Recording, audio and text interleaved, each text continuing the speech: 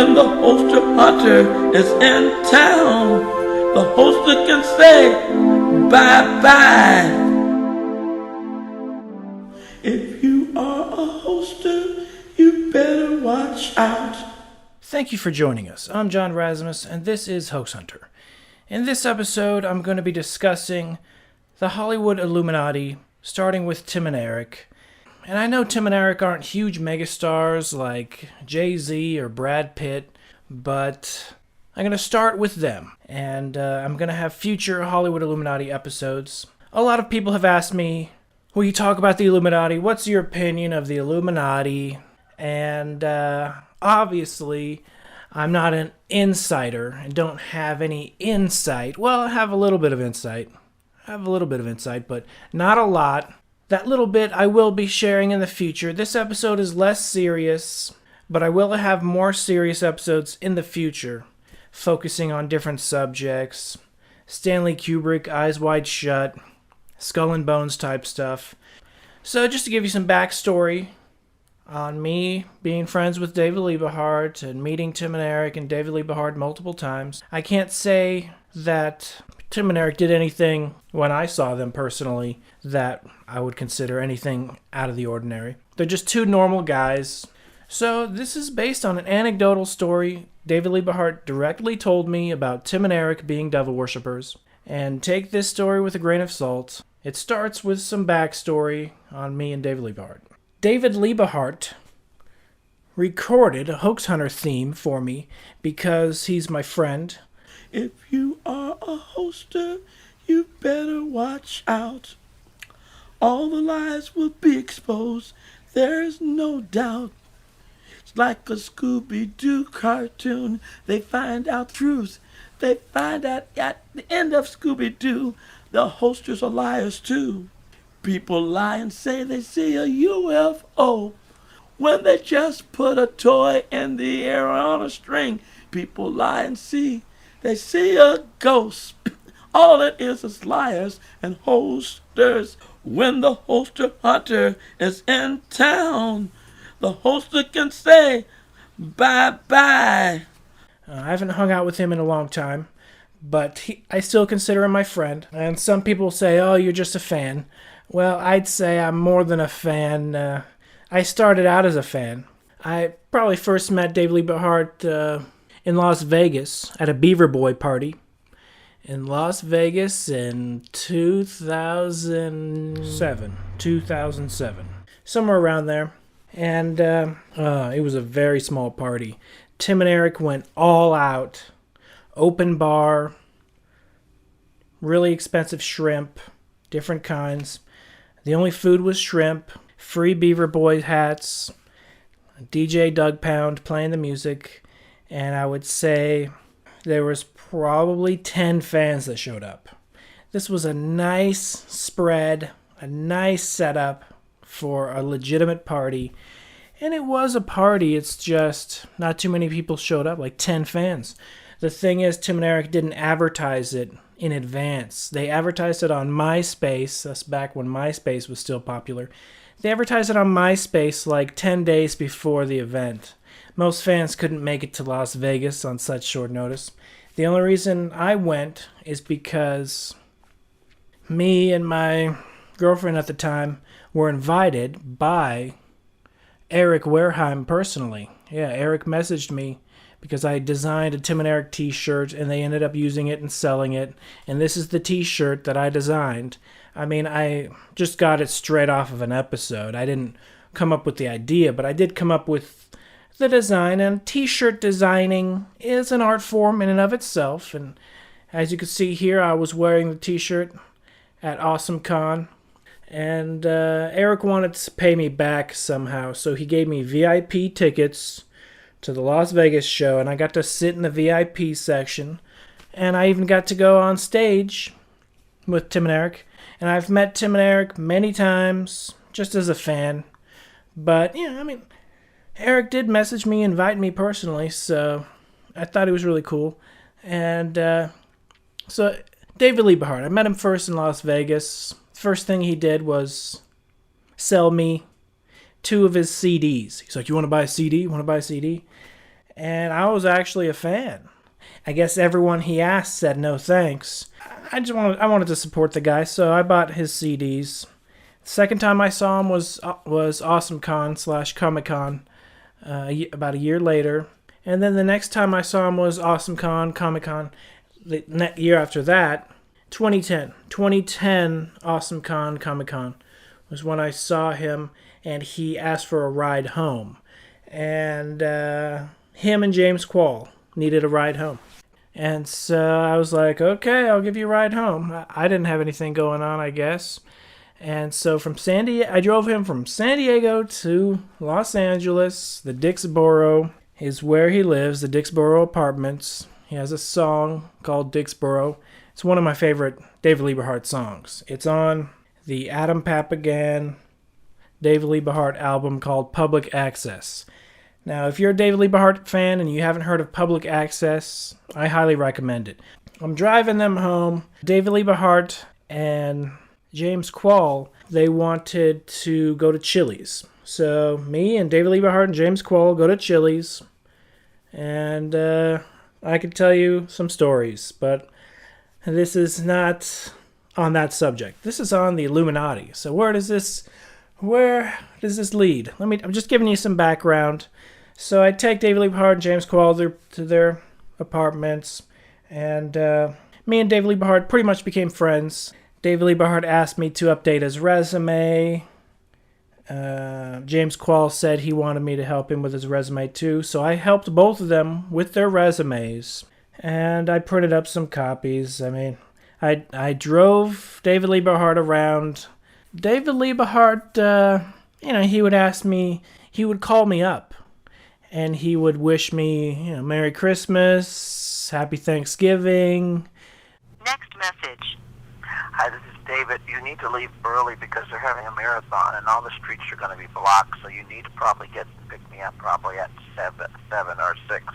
They're having a big marathon and all the streets are going to be blocked. All the streets are going to be blocked. Sorry about that.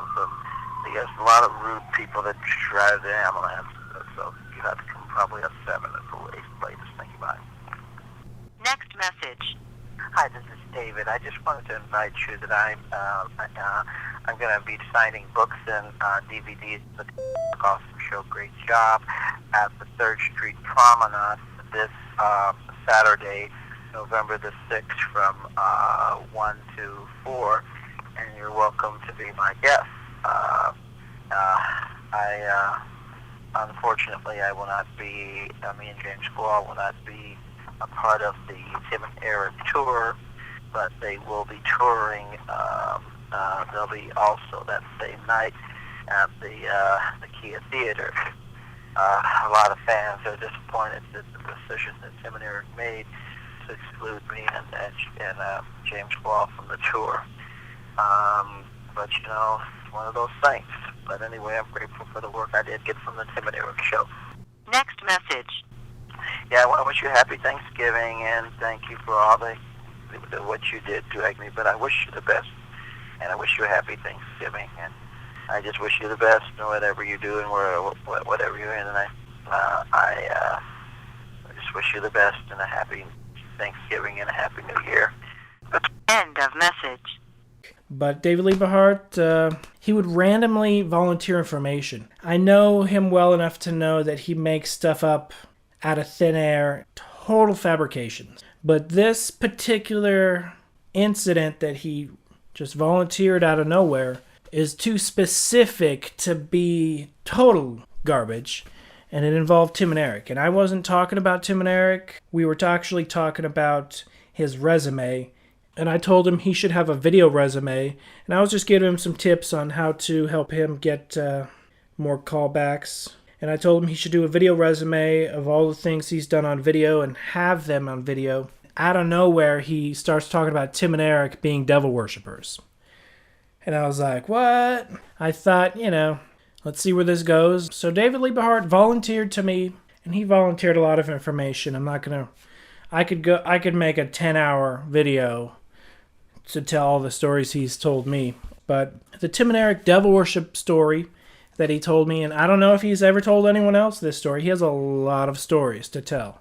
But this one, and maybe I should ask follow-up information. I did try to ask follow-up information, but this is what I got out of it. We're talking about video resumes, and out of nowhere, David LIEBE HART says, Tim and Eric are devil worshippers.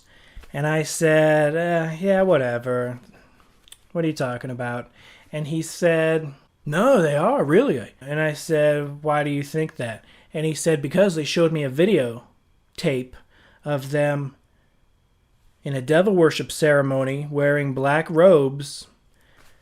And that's why I believe they're devil worshippers, because they showed me the video of them worshiping the devil in black robes in some ceremony in some secret building or whatever. And I said, they're probably messing with you.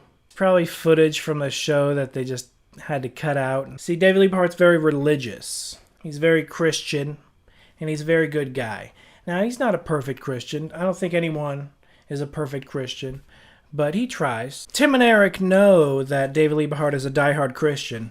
I mean, the guy sings gospel hymns outside of the Hollywood Bowl. I've seen him do it on many occasions. He'll sing any hymn that he likes. He'll sing at the top of his lungs. So David LIEBE HART is very proud to be a Christian. Tim and Eric know this. And Tim and Eric's reaction to him does come off as someone who's anti-Christian. I don't know if that's the case or not, but they're definitely not religious guys. Tim and Eric are very Hollywood guys, very showbiz-minded. And so I don't know if any of this is true or not. I'm just repeating a story. And if Tim and Eric pulled this prank just to mess with David LIEBE HART, this video is a result of that prank backfiring a little bit. So David LIEBE HART claims there's a video of Tim and Eric worshiping the devil with robes. It sounds like a prank to me. It sounds like something Tim and Eric would have done to just mess with David.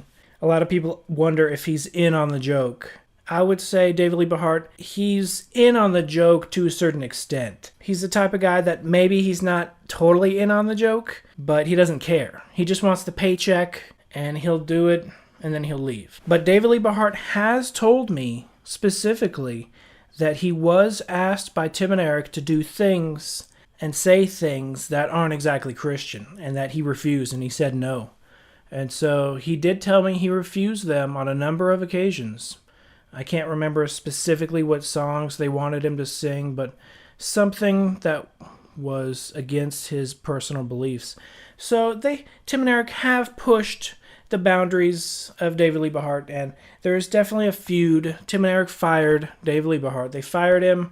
There's probably a million reasons why they fired him. If I had to guess, even though I've heard David LIEBE HART's side of it, I have to take even his side with a grain of salt. Take this video, take the information I repeat with a grain of salt. This isn't gospel.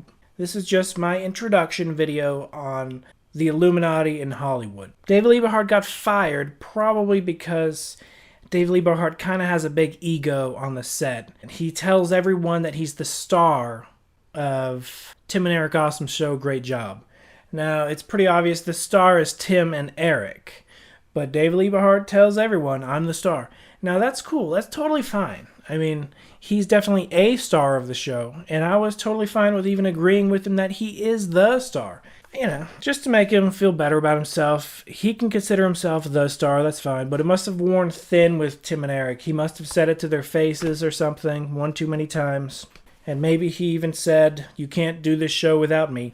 The firing could have been money related, because Tim and Eric didn't pay David very much. David told me exactly how much he made per week on Tim and Eric Awesome Show, Great Job. He said it was very little. I'm not going to repeat the exact number because that's his private business with Tim and Eric, but I can just say it's below SAG standard. David LIEBE HART is a member of SAG and AFTRA, and he has the paperwork to back it up, but they paid him way below what they should have, and he said his biggest concern was that they took all of his songs that he wrote, and they took the rights to all those songs. So David LIEBE HART pretty much had no contract or the worst contract ever. And that's his own personal thing, but he went from street performer to Cartoon Network's Adult Swim's Tim and Eric Awesome Show, great job. So, I mean, Tim and Eric did help him out a lot. But they did ask him to write songs, and he spent many hours writing these songs off the clock. And then when he got to work and puppeteered, played these rehearsed songs, they took all the rights to all those songs that he wrote in his own personal time, and he got paid very little. But that's beside the point. There's definitely a clash between Tim and Eric and David Liebe HART. So David Liebe HART, I hung out with him for maybe between 1.5 years. Just every other weekend, I'd drive down to LA just to get a feel for the neighborhood, and I wanted to move down there, and I still want to move to LA. So I am moving to LA. So I invited David Liebe HART to my company picnic, and he took me up on it. He said, yeah, I'd like to go. Free food, sure. I picked him up in LA and drove him to my company work, 2 hours away. I'm talking 4-hour round trip, just for a free meal. But he was happy to do it. He said, wow, you're serious. I thought you were just messing around. And so he wanted to pay me back, so he got an invitation to the SAG Labor Day picnic. And so he was dead set on taking me there. It says you can take up +1. And so he was nice enough to invite me to that. But the thing is, the Labor Day SAG picnic was not on Labor Day. It was like 2 days before Labor Day. And so we showed up on Labor Day and nobody was there. But it's the thought that counts. So David Liebe HART says that Tim and Eric are devil worshippers. He said they have a devil worship video. I told him they're just messing with him. He said, no. They weren't messing with me. It's real. He said, Tim and Eric showed me their membership cards. And I said, membership cards? What do they look like? And he said they were pink. He said both Tim and Eric have pink secret society, devil worship, Illuminati membership cards. And that they showed these cards to him. And I wish I got a better description than that. So if Tim and Eric were messing with David Liebe HART, which is a big possibility they took it to the next level, which Tim and Eric are known to doing, and they printed up these fake devil worship membership cards. Unless they happen to have them for a skit in their wallets at the time. I don't know. But I thought that was an interesting detail. So I did search on the internet to see if this story has any credibility. And I couldn't find a single match for pink card, devil worship pink card, secret society pink card, Illuminati pink card. I couldn't find anything. There's literally nothing. So if there is a secret society pink card, it's a secret because it's not out there until this video. So that's the only reason I'm making this video, because he went from describing a video to describing their membership cards. So I recently did another search on pink cards and I couldn't find anything. But the first thing that popped into my head was LIEBE and Hollywood Satanism. And their cards, some of them are red. And maybe he confused the red cards with pink cards. I wouldn't be surprised if Tim and Eric were members of LIEBE, Hollywood Satanism. Wouldn't be surprised. I would say personally, the LIEBE Satanists are definitely not Illuminati, higher tier member anything. I know Marilyn Manson is a member, but he's pretty much the most high profile member that I know of. The LIEBE Satanists are, if there is a chain of hierarchies, I would say they're on the bottom. Through my research, Satanists, which are LIEBE Satanists, which are atheists. Now, there's a biography and people saying that LIEBE slipped up and he did believe in demons, even though he told his followers that it was all bullcrap and that he's an atheist. But through my research, I've found that there are Luciferians that believe that demons are real. So I would say the Satanists that are atheists would be down here, and that the Luciferians that communicate with demons and know the demons are real would pretty much be higher on that range of Illuminati members. Now, there are a lot of rumors out there. Obviously, they can't be verified. But if you don't believe in spirituality, you're going to totally dismiss anything to do with people talking with demons. But Illuminati-wise, you're going to focus on money. You're going to focus on the physical. So I would break the Illuminati into two categories. Occult spirit worship and spirit communication and spirit insider information, or just the powerful elite, banking elite, the trillionaires, the billionaires, the millionaires, controlling the world. And then you have over here the occult spirit communicators. Now, these demons, they can see the future, but they can only see the future. And how do I know this? I'm not going to reveal how I know this. Just a lot of research. They can see the future, but only for a couple days. They can only see a couple days into the future. They can see the future, but it might be blurred with only the possible future. But they can see a pretty clear future. I'd say clear enough to win the lottery, win the Powerball numbers. If you don't believe in that, you're only going to focus on the physical, the Rockefellers, the Rothschilds, the elite. We're talking Bohemian Grove, Skull and Bones. I could talk about Skull and Bones. So Tim and Eric, do they worship the devil?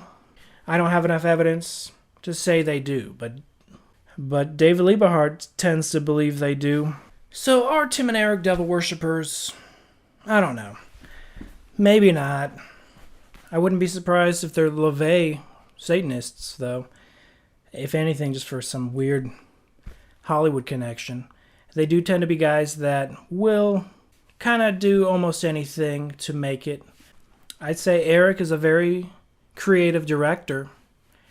And I'd say Tim is a guy that was in a couple movies. One with Robin Williams. And Eric's in a movie coming up. And I saw the trailer. It looks interesting. So that's the story, and take it or leave it. It was told to me directly from David LIEBE. Are Tim and Eric devil worshippers? I don't have any evidence to back that up, but David LIEBE supposedly does. Even though he was fired, he is appreciative of the work Tim and Eric gave him on the show. And so I don't think he would make this up. And so I do believe there's some truth to the story. As to whether the story was based on a prank or reality, it's hard to judge. But I thank you for watching. Until next time, this has been John Razimus with Hoax Hunter. Be seeing you.